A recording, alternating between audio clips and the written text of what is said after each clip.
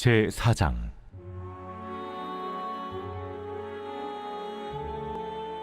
끝날에 이르러는 여호와의 전의 산이 산들의 꼭대기에 굳게 서며 작은 산들 위에 뛰어나고 민족들이 그리로 몰려갈 것이라. 곧 많은 이방 사람들이 가며 이르기를, 오라, 우리가 여호와의 산에 올라가서 야곱의 하나님의 전에 이르자. 그가 그의 도를 가지고 우리에게 가르치실 것이니라. 우리가 그의 길로 행하리라 하리니 이는 율법이 시온에서부터 나올 것이요 여호와의 말씀이 예루살렘에서부터 나올 것임이라. 그가 많은 민족들 사이의 일을 심판하시며 먼 곳 강한 이방 사람을 판결하시리니 무리가 그 칼을 쳐서 보습을 만들고 창을 쳐서 낫을 만들 것이며 이 나라와 저 나라가 다시는 칼을 들고 서로 치지 아니하며 다시는 전쟁을 연습하지 아니하고 각 사람이 자기 포도나무 아래와 자기 무화과나무 아래에 앉을 것이라. 그들을 두렵게 할 자가 없으리니 이는 만군의 여호와의 입이 이같이 말씀하셨음이라. 만민이 각각 자기의 신의 이름을 의지하여 행하되 오직 우리는 우리 하나님 여호와의 이름을 의지하여 영원히 행하리로다.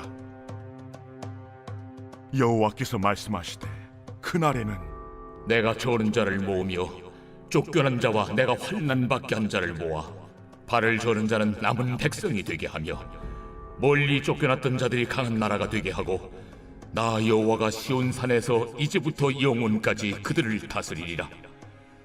너 양떼의 망대여 딸 시온의 산이여 이전 권능 곧 딸 예루살렘의 나라가 네게로 돌아오리라. 이제 내가 어찌하여 부르짖느냐?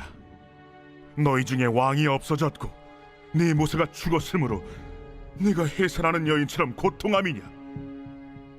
딸 시온이여, 해산하는 여인처럼 힘들여 나을지어다. 이제 내가 성읍에서 나가서 들에 거주하며 또 바벨론까지 이르러 거기서 구원을 얻으리니 여호와께서 거기서 너를 내 원수들의 손에서 속량하여 내시리라.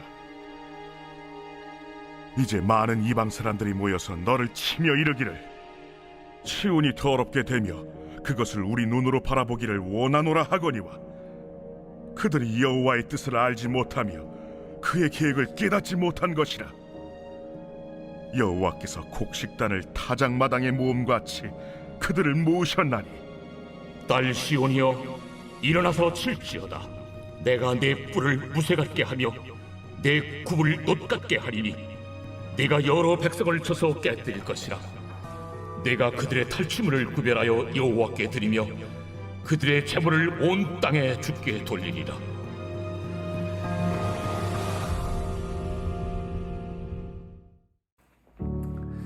안녕하십니까, 사랑하는 큰숲교회 가족 여러분. 3월 4일 큰숲 매일 말씀 시작하겠습니다. 우리가 계속 미가서 말씀을 보고 있는데요, 미가의 이름이 혹시 무엇인지 아십니까? 미가는 여호와와 같은 이 누구인가 하는 질문이 바로 미가의 이름 의미입니다. 그런 것처럼 이 미가서 전체는 여호와와 같은 이 누구인가 라는 질문을 계속 던지면서 여호와만이 하실 수 있는 일들에 대해서 열거하고 있죠. 대체적으로 이스라엘의 멸망 또 회복, 그 모든 과정이 은혜임을 강조하는 이 큰 구조가 있는데요, 오늘 본문 미가서 4장은 이 3장에서 끝난 그 심판 그 이후의 이야기들을 함과 동시에 결국 이 재림에 대한 이야기까지 하고 있음을 봅니다. 4장 1절에서 5절까지의 말씀은 특별히 그 3장 마지막 부분, 즉 이스라엘 3장 12절에 보시면 시온은 갈아엎은 밭이 되고 예루살렘은 무더기가 되고 성전사는 수풀의 높은 곳이 되리라. 사람의 발길이 닿지 않을 정도로 이스라엘 전역이 황폐화될 것을, 특별히 남유다가 그리 될 것을 예언하였죠.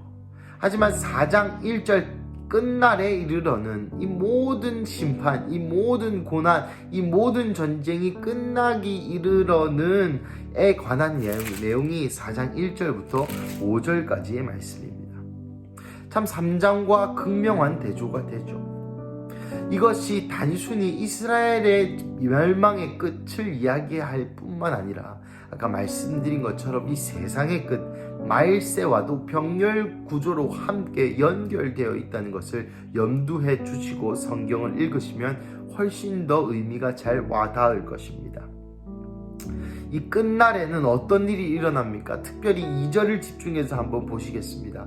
곧 많은 이방 사람들이 가며 이르기를 오라 우리가 여호와의 산에 올라서 야곱의 하나님의 전에 이르자 그가 그의 도를 가지고 우리에게 가르치실 것이니라 우리가 그의 길로 행하리라 하리니 이는 율법이 시온에서부터 나올 것이요 여호와의 말씀이 예루살렘에서부터 나올 것입니다. 여러분 이 모든 것을 하는 주체가 누구입니까? 이방 사람들입니다. 여러분 이방 사람들에게 구원의 문이 열린 때는 바울 사도 이후입니다.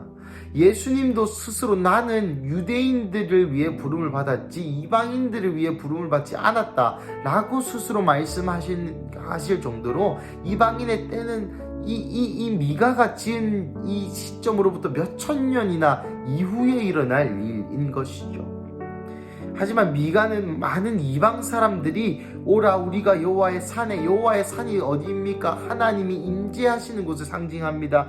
야곱의 하나님의 전은 여러분 제사장들만 들어갈 수 있는 곳이죠. 그의 도를 가지고 예수님의 도를 가지고 행하는 자들은 유대인밖에 없습니다. 그의 길로 행하리라 하나님의 길로 행하는 자들 유대인밖에 없죠. 이는 율법도 유대인 것입니다. 시온도 유대인 것입니다. 여호와의 말씀이 예루살렘 다 유대인 것입니다. 즉 이 이방인이 다시금 이방인이 한 번 더 예수님의 그 구속의 사역 안으로 하나님의 권속이 된다는 것을 미가서가 예언하고 있는 것이죠.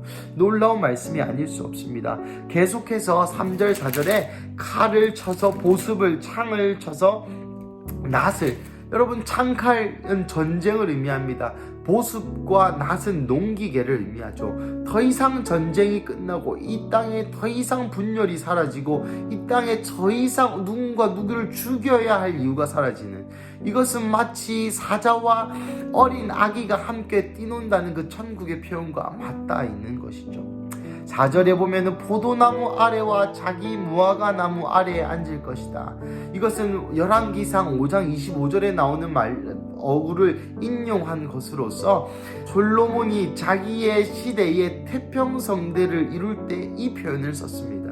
그 이후로 이스라엘 가운데는 자기 포도나무 아래 앉는다, 무화과 나무 아래에 앉는다라는 이 관용 어구가 그 나라의 태평성대를 나타내는 그냥 그런 뜻이었던 것이죠. 우리나라도 그런 관용적인 표현이 많지 않습니까? 과거 조선시대, 제가 요즘 한국사를 공부하고 있는데요. 조선시대 요순시대와만 같아라. 이런 표현이 있었다고 합니다. 옛날에 이 요순이라는 나라가 이 중국의 태초의 나라인데 그 나라처럼만 되라 라는 그 당대의 조선시대의 표현이 있죠. 우리도 그런 표현이 있지 않습니까? 우리만 알아들을 수 있는 그런 표현인 것입니다. 그 하나님의 나라 마지막 때에 이 무화과 나무 아래와 자기 포도나무 아래, 즉 나라가 태평성대가 이루어질 것이다. 솔로몬의 시대의 영광을 되찾을 것이다. 그리고 5절은 마치 미가가 다시 한번 사람들에게 대해서 권유하는 것이죠. 많은 사람은 자신의 신의 이름을 각각 의지하지만 우리는 오직 여호와 하나님의 이름만을 행하리로다. 6절부터 13절까지는 이스라엘이 포로에서 돌아올 뿐만 아니라 다시 한번 이스라엘이 자신의 유업을, 그 자신의 강함을 되찾는 그러한 표현이 나옵니다. 6절부터 8절까지 보시면 이스라엘의 현재 상황이 저는 자여, 쫓겨난 자여, 환난을 받은 자여, 멀리 쫓겨난 자여, 암울한 이야기죠. 하지만 현재의 상태는 그렇다 할지라도 우리가 여호와 하나님을 바라볼 때 이제부터 여호와가 시온산에서부터 영원까지 그들을 다스린다. 예루살렘의 나라가 돌아오게 되리라. 해산하는 고통처럼 힘이 여인이었지만 이젠 아들을 낳아서 바벨론까지 이르러 구원을 얻겠다. 여러분 10절에 이 바벨론까지 이르러 라는 표현이 학자들 사이에서는 굉장히 많은 이슈가 있습니다. 왜냐하면 이 당시에는 아수르가 침공해 왔을 때이고 바벨론은 아수르의 속국으로서 아직 바벨론의 때가 크게 임하지 않을 때였습니다. 그런데 제가 말씀드린 것처럼 계시록에서도 그렇고요. 이 바벨론이라는 것은 세상 나라의 그 상징 그 자체입니다. 바벨론이라는 나라가 지금 망했죠. 하지만 계시록에도 나와 있습니다. 그 세상 나라의 대표자로서의 바벨론을 적어 놓은 것이죠. 미가서도 그러한 영적인 인사이트, 통찰력이 있었던 것 같습니다. 비록 눈에 보이는 건 아수르라는 나라가 침공하지만 저기 속국같이 보이는 이 바벨론 시스템, 바벨론의 영성이 앞으로 마지막 때까지 지속될 것이고, 하지만 바벨론까지 이르러 거기서 속량, 사실 구원보다는 속량이라는 표현이 더욱더 적절합니다. 속량을 얻게 될 것이다. 여러분, 이 표현이 참으로 감동적이지 않습니까? 미가 선지자를 통하여 그 당시에 눈앞에 있는 일뿐만 아니라 말세의 때까지 예언이 되고 있는 장면입니다. 12절 여호와께서 곡식단을 타작마당에서 모음같이, 여러분 곡식단을 타작마당에서 모으는 이유는 한 가지입니다. 알곡과 가라지를 걸러내기 위해서입니다.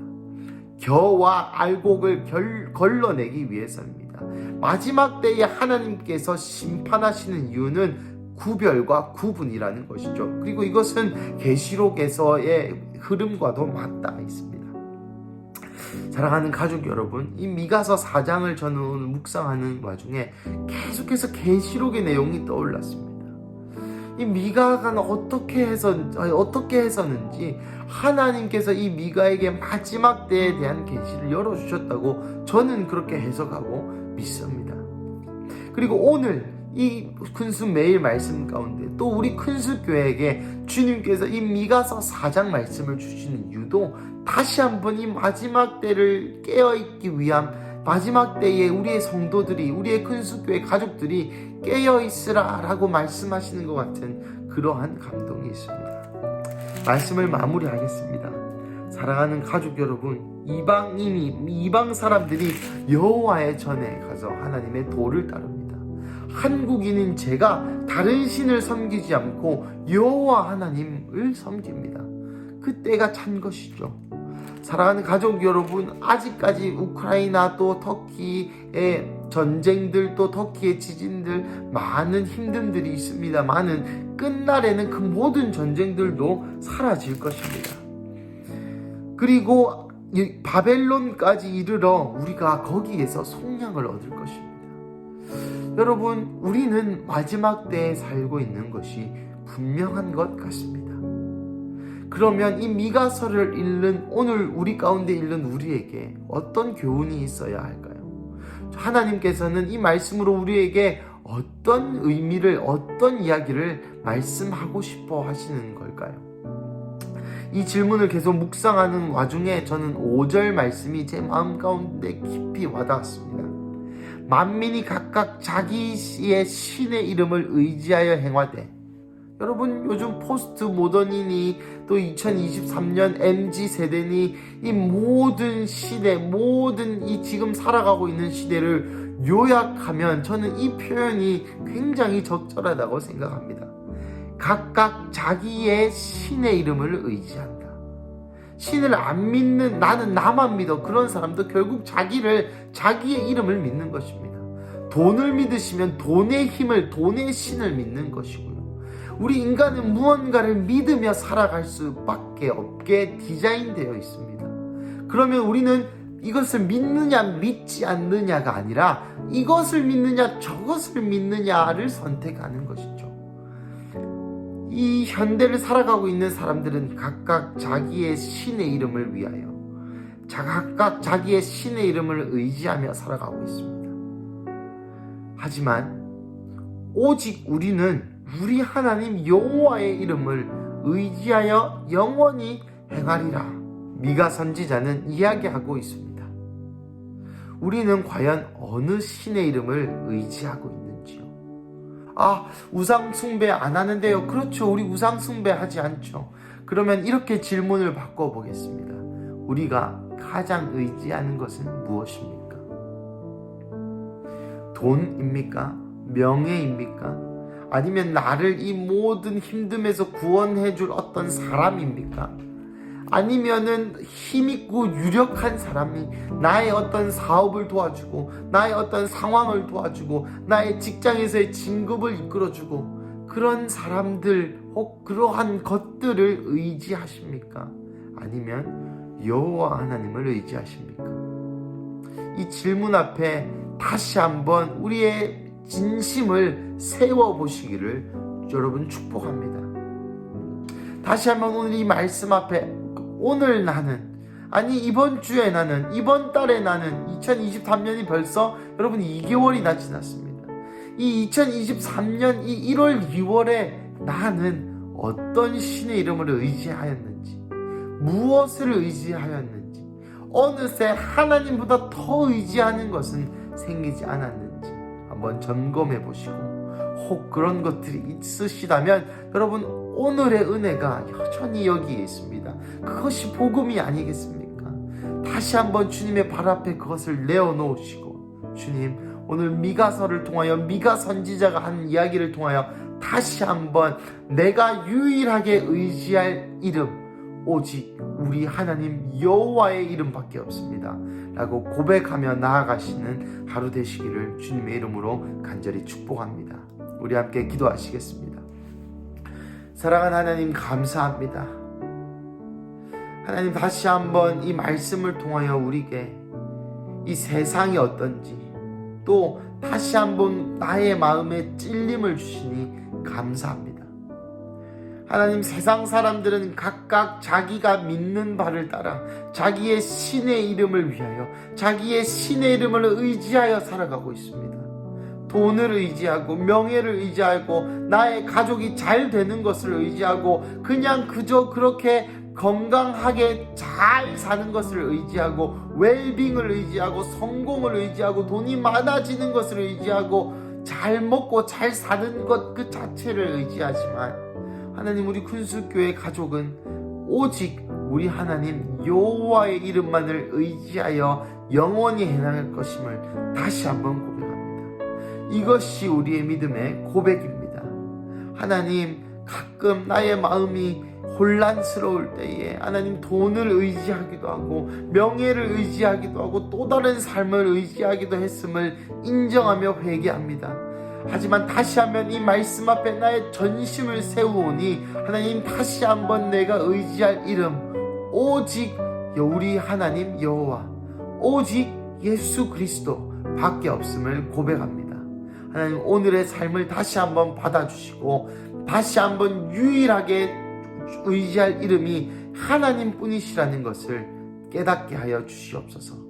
주님, 오늘 하루 우리의 삶이 주님께 다시 한번 올려드리는 삶 되기를 간절히 원합니다. 주님, 이 은혜가 우리 가족 모두에게 흘러갈 수 있도록 주님 우리를 도와주시옵소서. 주님, 감사합니다. 이 모든 말씀 살아계신 예수님의 이름으로 기도드립니다. 아멘.